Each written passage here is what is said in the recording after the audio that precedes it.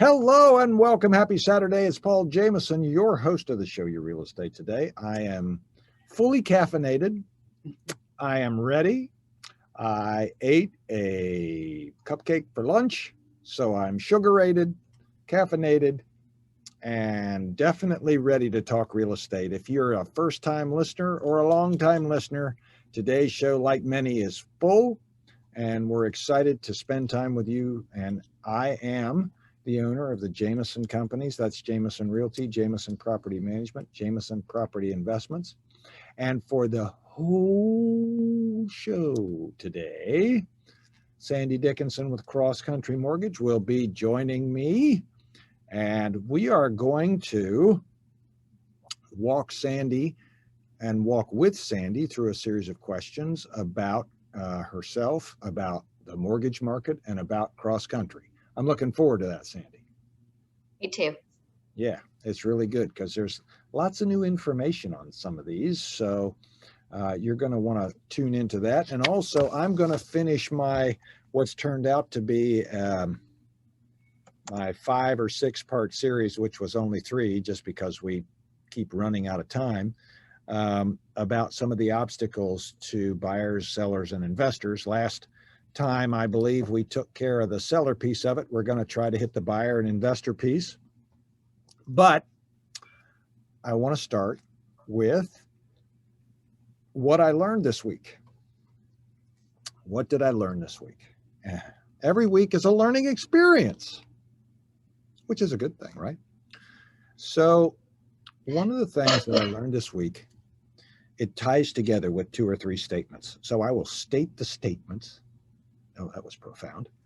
And then I will explain them. There's always somebody who wants it more.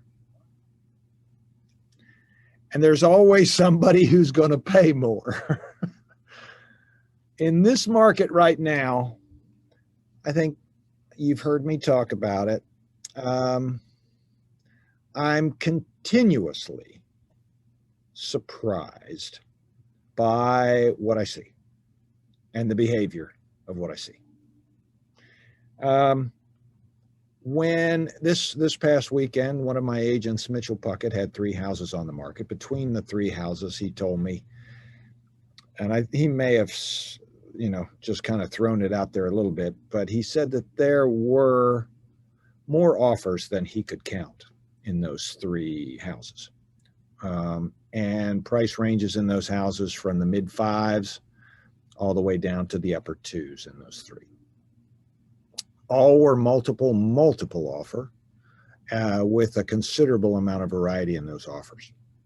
But also, some of the offers were so high that, and they were paying cash, you just have to stop and go, is this kind of thing going to continue? Now, you've heard me talk many weeks about buyer fatigue. Many people who need to buy, want to buy, are writing offers and losing and getting frustrated.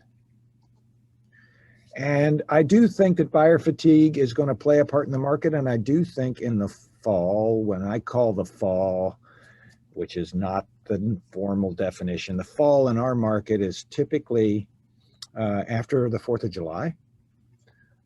When people have set in for their final vacations before school starts and so on and so forth. So less homes typically go on the market. So inventory is going to get even smaller than it is right now.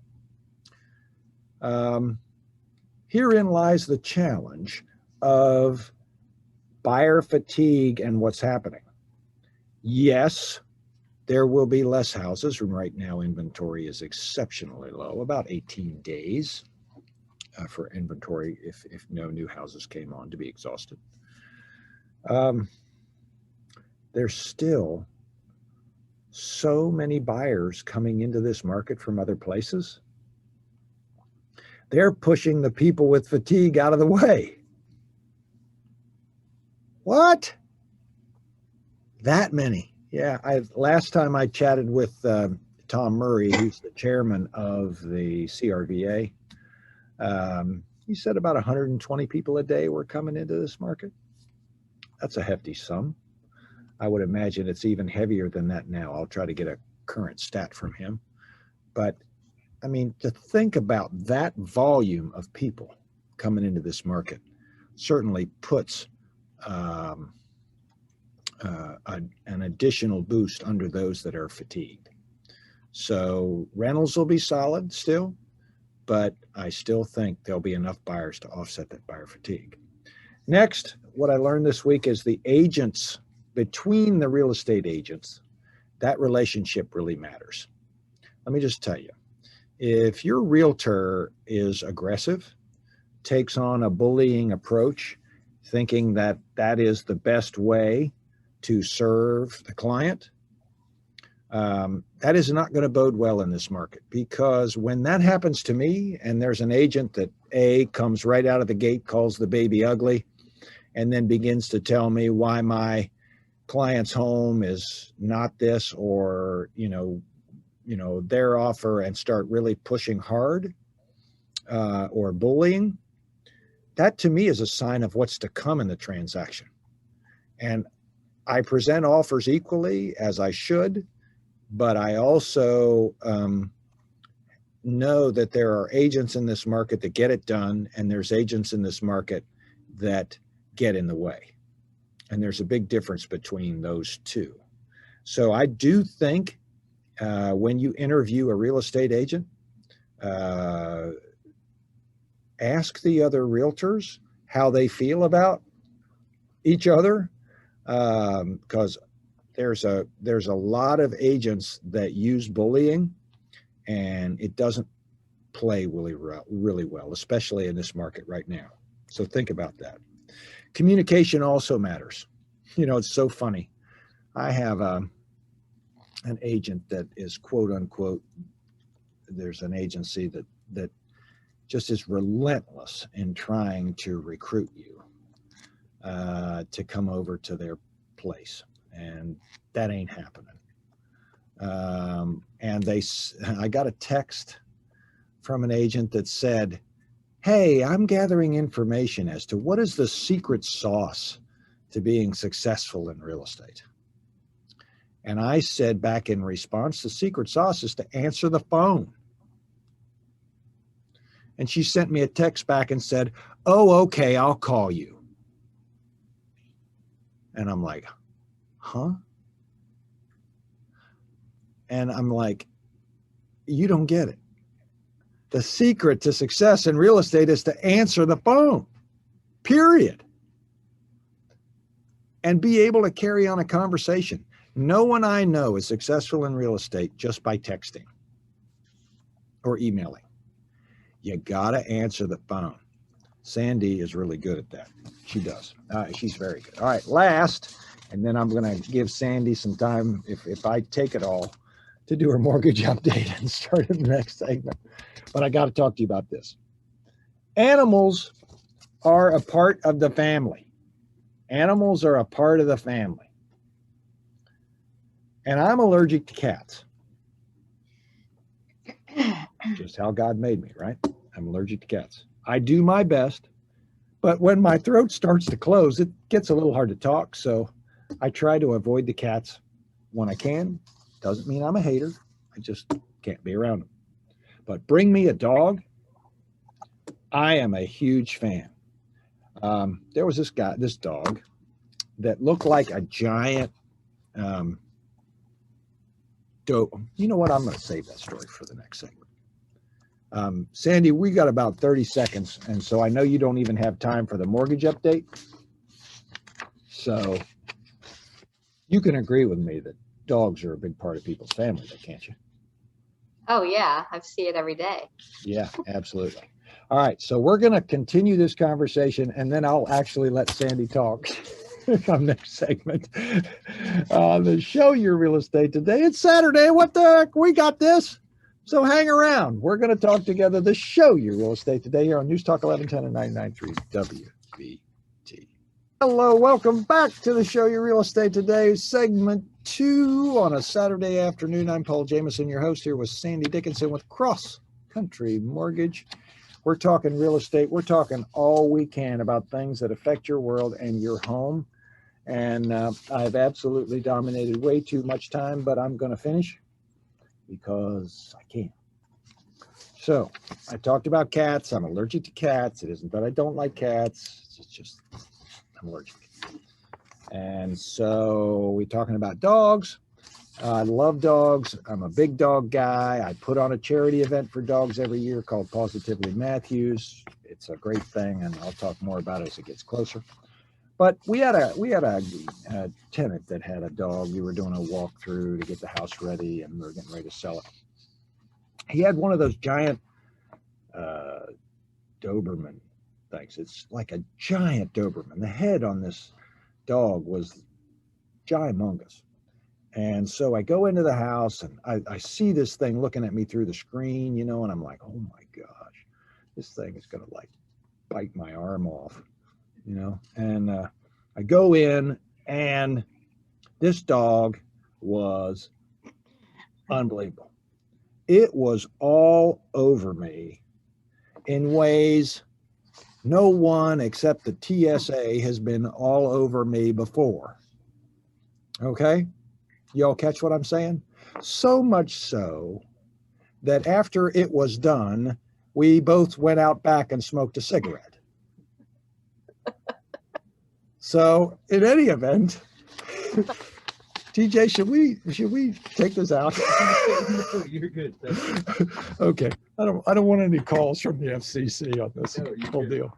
I think y'all can visualize a friendly dog like that, right? So anyway, dogs and accommodation for dogs is a big, important part of real estate. And the reason I tell you that is because I see it so often. I sold a house the other day, well over $1 million, that had a little place in the laundry room that was a bed, an eating area, and a place for the dog. People absolutely flipped out over it. So real estate and pets, whether it's a cat or a dog, you need to pay attention to it and think about it and make sure, just like schoolrooms, offices, bedrooms, lifestyle, you incorporate the dog or cat. So I learned that this week, and it will be helpful. All right, Sandy. Yes. It's all yours. Mortgage update, and then we can launch into our questions. All righty. Well, mortgage update is starting to sound the same every week. The rates have not gone crazy yet. They're still in the low threes. Mortgage applications and refis are coming in not quite as heavy as they were. 60% of all applications are still refis. We're still anticipating inflation, and with people not going back to work, it's raising the price of employment, and we have a lot of, and the gas is higher, and the debt is higher, and so we're probably going to have inflation, and that's going to cause the rates to go up. So get them while they're hot. We're running a sale on mortgages. There's a blue light at Cross Country Mortgage. That's right. 704-577-0144, right? Right. All right. Or what's your email? It's sandy.dickinson@myccmortgage.com. Okay, sandy.dickinson@myccmortgage.com. All right. Okay, so Sandy and I, every once in a while, we want to walk through a series of things, because if you're talking to a mortgage broker, if you're talking to a mortgage lender, you need to be asking these questions. Very similar questions have been asked of me over the years, and I think we need to talk about them. Okay, so Sandy, let's just launch into these questions. Some of them are relatively basic and are quick, and some of them require some explanation. So you ready? Ready. All right. So Sandy, how long have you been in the business? Well, I called delinquent mortgage collection accounts way back when I was in college in the Mhm. early 80s. So, and then I got out of it for a couple years and jumped back in 83 or 84. So I would say 35 plus years, a long Wow. time. Yeah, that is a long time. Um, so where are you licensed? So what states can you actually do a mortgage in? Because not I'm everybody lives in North licensed Carolina. in North Carolina, South Carolina, Georgia, Florida, Tennessee, Virginia, and California. Okay, so you got this one way out on the left. You Yes, got all the other ones on the east. that's right. So California. Okay, all the way out there, huh? All right. So what is the biggest reason you got into the industry altogether? Well, the reason I got in was, well, number one, because I knew people when I came. I had moved to Panama City, Florida with my husband way back in the day while he was in the service, and we came back and I knew people. But I had to choose between that and pathology, laboratory transcription, because that's the two things I knew. And I'm a horrible speller and I love math. And I also like the diversity. Like when you're in the mortgage business, it changes all the time. So I don't get bored with it. And there's lots to learn and lots to know with the guidelines. So I find it exciting to be in this business, and it gives me lots of different avenues I can explore. Would it be fair to say that every deal you do is different? Absolutely. Every loan is a snowflake. Yeah. Yeah. Yeah. That's really cool. I mean, I think it's the same way for the real estate industry altogether, right? Every set of circumstances is unique. Every Yeah. couple, So every it's person is unique. like being a detective, finding the best scenario Mhm. for their circumstances financially and what they're looking for, so where their heart is, and making sure that it's just the right fit. So I Yeah. like that part of it. Yeah. And you're dealing with people's biggest purchase of their lifetime usually. Mm-hmm. Yeah, unless they buy a yacht or something. So Right. yeah, yeah, it's really cool. Important. Yeah. Um, I always love to ask this question. What does being a broker mean versus my bank? Does it help me or hurt me? And then last, shouldn't my bank give me preferential treatment since I'm a customer? Oh, well, they should. Um, so we have the banks, and the banks, we all get our money from the same place, basically. But the banks have one avenue. They have their own avenue of where your loan goes. So they underwrite it, and they have their own rules, and they have overlays to what the agencies have. Um, so you have the banks, then you have the lenders, which I'm a lender. So we're kind of a cross between a broker and a bank. So we have our own warehouse line. So we underwrite and close our own loans. So we have control over that. But we also have a lot of venues where we can send our loans. So we now have 25 investors for jumbo, and we have even more than that for conforming loan. Plus, we can send them directly through Fannie Mae and Freddie Mac, which are the conforming agencies. And then you have the brokers, which we can also broker loans, where we usually do it for one-offs like bank statement programs or W-7, whatever. But a broker doesn't have their own money. So they use other people's money to close loans, but they have lots of avenues as well. So those are the main differences. And yes, the bank should, but keep in mind the banks have other things that they want to sell and focus on other than mortgages. Brokers and lenders only focus on mortgages. So that's going to be where they want to, have the best pricing, and they want to really concentrate on the customer experience. That's awesome. That's great. Well, we've got more to come with Sandy Dickinson with Cross Country Mortgage. Myself, Paul Jameson, your host, the show Your Real Estate Today. More to come. Sit tight. We'll be right back on News Talk 1110 99.3 WBT. Well, we're back together. The show Your Real Estate Today. I'm Paul Jameson, your host. Thank you for spending Saturday with me. I'm the owner of the Jameson family of companies. That's Realty, Property Management, and Property Investments. So glad you're with us here with Sandy Dickinson with Cross Country Mortgage. We are talking with Sandy about different questions you should be asking your mortgage lender as it relates to working with them. So we're kind of walking through those for you. It's good information to know as you choose the funding source for one of the biggest purchases you'll ever make in your life, and making sure it gets done the way that you expect it to. So we talked to her about how long she's been in the business, where she's licensed, the biggest reason she's in the industry, and then the differences of different type of people that lend, brokers, lenders, and banks. But what's the one thing, Sandy, that makes you different? The one thing, I think it's the tailored white glove service that we give the clients. So I've been in the business a really long time, and I've been exposed to a lot of different products and scenarios. So I can structure the loans a little better than a lot of newer loan officers can, just because I have the experience.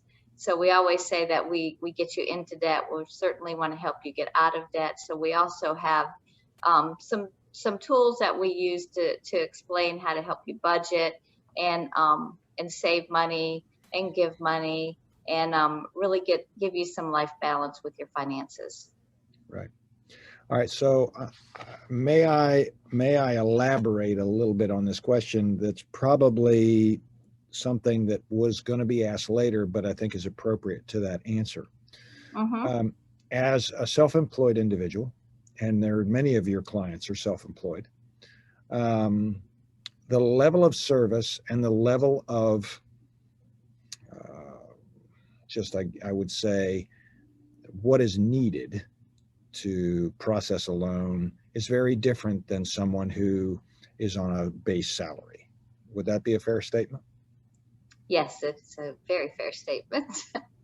So being able to interpret an entrepreneurial set of tax returns, income,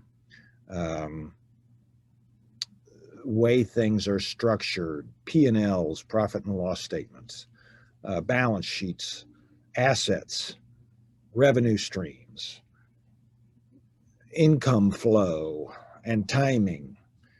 All of those things take extra work. Yes. And one of the things that I think you all do a good job of, which I've experienced personally, is you know how to look at an entrepreneur's portfolio and position it in such a way to make the underwriting people happy and make sure that it shows that we're more than qualified to borrow the money. Yeah, so most loan originators don't understand a tax return or a P&L. So they have come up with this software called LoanBeam. So the loan officer throws the tax returns over to LoanBeam. They calculate the income and spit it out. But what I find is that I can go in and manipulate the LoanBeam to count things that may be a general, like there's always little nuances to every business. And so sometimes you don't want to just go off of a form, add this back, don't add this back, take this off, add this. So if you understand a tax return, you can go in and you can modify the LoanBeam or the calculation for the benefit of the client.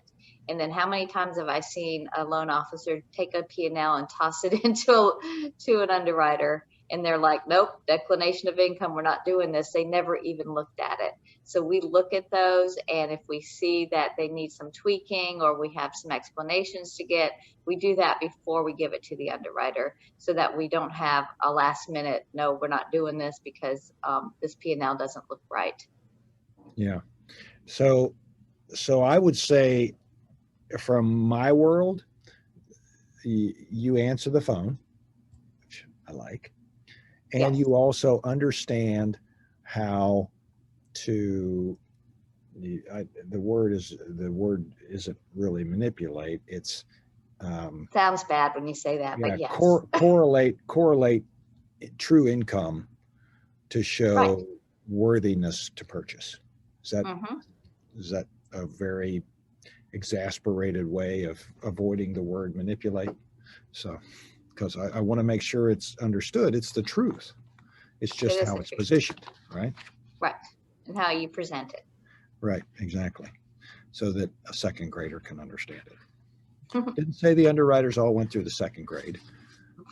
Yes, but they never Better went to through be tax safe. training. Yeah. All right. So how do I get the best? How do I know I got the best rate, Sandy? I don't know that you're going to know you got the best rate. You want to rate, we all get our money from the same place. We look at that 10-year bond and they come from treasuries. So basically Wall Street. So we take that and we add margins to it. So we all should be fairly similar. So if you're trying to get the best rate, I remember I've had people waiting for 1/8 in rate. I just want one more eighth. I want it to be this, or I want it to be that. And the market changed in one day or one afternoon and they never got that rate. And it went up quite a bit. So I would say if you're happy with the payment and it's a reasonable rate, and you're getting great service, so you can get a great rate, and if it never closes, does it even matter that you got the great rate? You want to make sure you're with a company that can close the loan and close it on time, so you don't lose the rate. Because Yeah. I was told the other day a lot of places are taking 3 months to refi a loan. Well, the rates don't last that long. They last about 30 to 45 days typically. So it's a combination of get a good rate, a reasonable rate with a payment that you like, and then let's make sure that you get good service and can close on time. Yep. I agree with that 100%. So could my payment change over the life of the loan? Yes. Yes, your payment will change even if you have a fixed rate payment, because every year we run an escrow analysis on your taxes and insurance and we adjust the payment accordingly. So your principal and interest may never change if you have a fixed rate loan, but your payment probably will if you're escrowed, because your taxes and insurance change. Yeah, that just happened to me. And where the payment went up because the taxes had gone up. And it's just a part of it, right? Yep. All right. So if an adjustable rate mortgage if an adjustable rate mortgage or an ARM, what is the worst case scenario I could face when the interest resets? Probably 5 or 6% above whatever your initial rate was. There's caps on adjustable rate mortgages. I mean, I don't know that I've ever seen it go up that much because the market doesn't fluctuate that much, but they're going to take whatever index it's tied to and add whatever margin that's associated with it, usually 2 1/4 up to 2 3/4. And that's going to be your new rate, barring the fact that, your caps will protect you from too much of an increase. So typically it's about 2% every time it changes. Right. And where it goes up, it could also go down, right? And it Absolutely. has There's always a as floor well. and there's a ceiling. Yeah. Mhm. Yeah. Back in the day, I had one that reset and it went down. And it could have gone down lower, but it had a floor. So it was good for a while. I liked it. Yep. If you're locking my rate, how long is it locked for? What does the lock cost me? And what if it expires? So there are usually 15, 30, 45, and 60-day locks. If you get beyond that, they're going to cost you quite a bit. So we usually lock 30 days, 30 or 45 days, depending on the contract. Refis are 30 days. So it may not cost you anything to lock it. Or if you choose a rate with points, then you'll be paying whatever those points are, but it's paid at the closing table.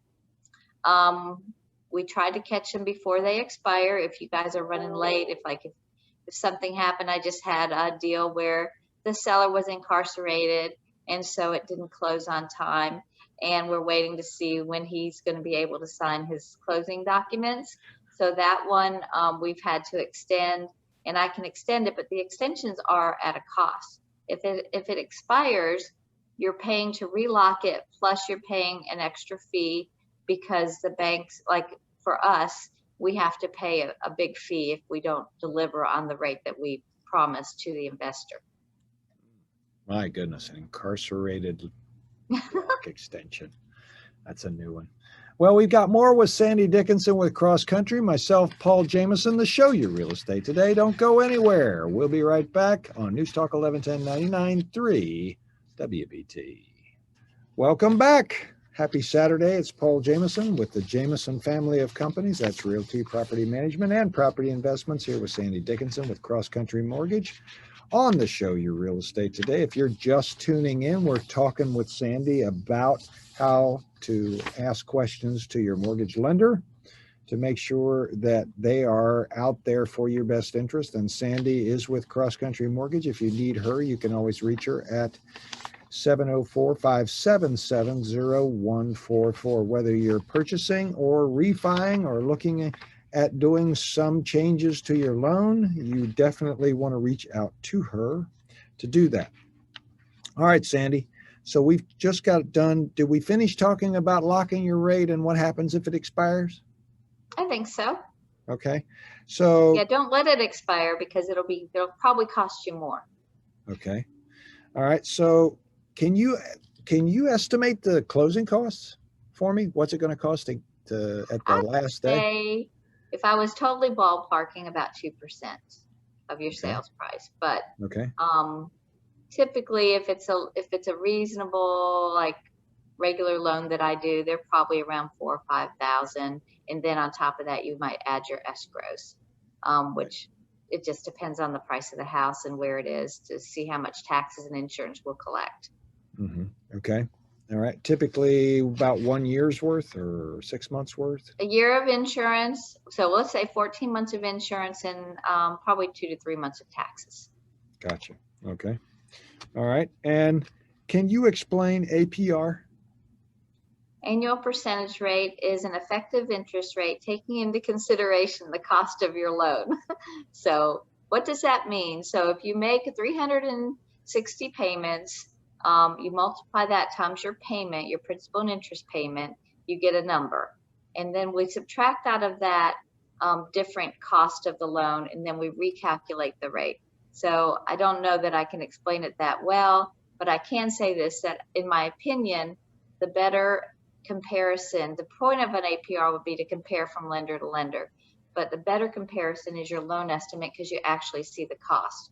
Because some lenders include some things in the APR and some of them don't.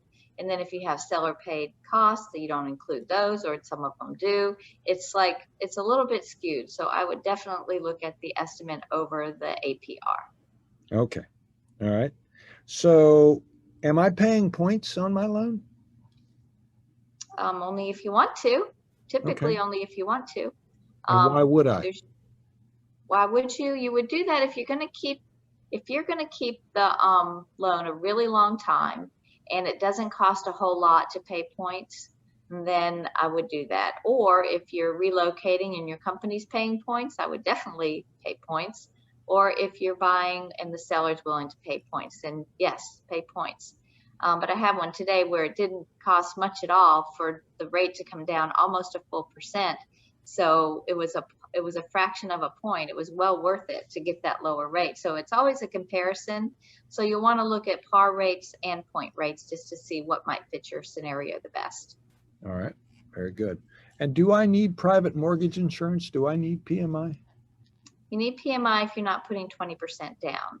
So way back in the day, they didn't loan any more than 80% on a house, until the mortgage insurance companies came along and say, hey, why don't you give them more money and we'll insure part of your loss. So that's where it came from. So it really doesn't have anything to do with how strong your financials are. It has more to do with how much you're putting down and what your equity position will be. Okay, that makes sense. Are there such a thing as prepayment penalties anymore? There are, but not on your typical mortgage. They would be on your Alt-A projects, like your bank statement programs or your, I don't know, we don't really have no-doc programs anymore. Bank statement, maybe cash flow products, things that aren't sold to the agencies. Okay, all right. What does a typical timeline look like, and what can I do to ensure that I will get my loan done on time? Ooh. That's a I loaded like, question. that's tricky. I like to say 30 days because right now the attorneys and the appraisers are really struggling to keep up with the volume. We're in good shape, so we can get your loan through pretty quickly. And if we have a quick title attorney and a quick appraisal, I would say 21 days, but maybe even quicker. However, count on 30. Don't kill don't put yourself in an anxious situation. Yeah, that's true. That's good. All right. And what is a jumbo loan these days? Jumbo loans are anything over 548, 250 now. They change that number once a year. So anything over that, you cannot sell to Fannie Mae or Freddie Mac. That makes it a jumbo or a non-conforming loan where they have to have different investors. So most of those investors are banks. Sometimes they're financial institutions. So those are jumbo. They usually have a different set of rules on how to qualify. Right. So to clarify, it's not the cost of the home over 548, 250. It's the loan amount. So if That's the loan correct. amount is 548, 249, you can sell it. Right. Okay. And 98 cents. All right. How is investing in an investor loan, or how are investor loans different from primary and secondary loans is what I was trying to say. Well, the rules are a little different because they're assuming that investors know more of what they're doing. But they're riskier because it's easier to walk away from an investment property. So you have to put more money down. The ideal for the interest rate is 25%. They also don't allow the seller to pay as much in closing costs for you. They limit that to 2% of the sales price. And they're a little bit stricter on the qualifying guidelines. Like they want your ratios a little bit lower. They will count rental income on the property you're I was purchasing. going to ask that. Yeah. So even if it's not rented, the potential rental income? Yes, but be prepared to pay a higher rate than a primary or a secondary house because By they are how riskier. much? Point, half a point? I would say closer to a point, maybe 3/4 of a point right now, based on what I'm seeing. It changes. Those margins change with the market, but right now they're a little bit high. Okay. All right. So why do I need so much documentation if I've got savings and good credit? I think this comes from way back. The banks would do a lot of good boy loans, good old boy loans, I guess you would call them, where it was a handshake. Hey, I know you have money in my bank. I'll just give you the money. That doesn't happen now because the investors don't know you. So we have to document your income and your assets and your credit and we have to review your property. They're very strict and it's sort of a canned, has to fit a cookie cutter mold to get the best rate. And that's why we have the agencies now. So it's an aggravation when you know that you can pay it and it doesn't make any sense that we have to keep asking for documentation, but it's mainly so we can package these things up and sell them on the secondary market. Gotcha. All right. And then can I let my rate expire if the market rates go lower? I don't let your rate expire. There will be an extra cost. So people think that all the time, hey, rates are lower. It's better to try to negotiate with the pricing department if they really drop than to let it expire and then try to relock it. Yeah, I agree. All right. So quickly, I'm going to go back to the continued questions, obstacles around buyers and sellers and maybe why they might hesitate. And buyers are typically hesitating because they're afraid they're going to overpay. Fair concern and appraisals usually act as a great equalizer. It's somewhat simple economics, though, that are going to carry into the future. We've got more buyers right now than we've got sellers. And I don't think, as I said earlier in the show, that's going to end anytime soon. And, prices this year have risen over 13% so far this year. So I just think our region was undervalued now, especially based on demand. So if you don't have the cash or the down payment right now, maybe some things you can do if you're a buyer to help the seller is give them a lease back period for free, align the closing dates with them, don't ask for their stuff, and leverage your lender. Have Sandy call and make sure that they feel that they're actually going to close. And if you come in second, do a backup offer. So if you don't feel you can compete against cash, there are other options out there. Just get with us and we'll help you. But don't write a contingent offer and don't get a personal loan. But you can call at 846-3663 or on the web at myjamisonhomes.com. And Sandy, one more time, if they're interested in a refi or a purchase, they call you at 704-577-0144. 704-577-0144. Sandy Dickinson, Cross Country Mortgage. Thanks for spending your Saturday with us. I'm Paul Jamison, your host of the show, Your Real Estate Today. God bless. Take care. We'd love to hear from you. We'll talk to you next week. The show, Your Real Estate Today, here on News Talk 1110 and 99.3 WBT.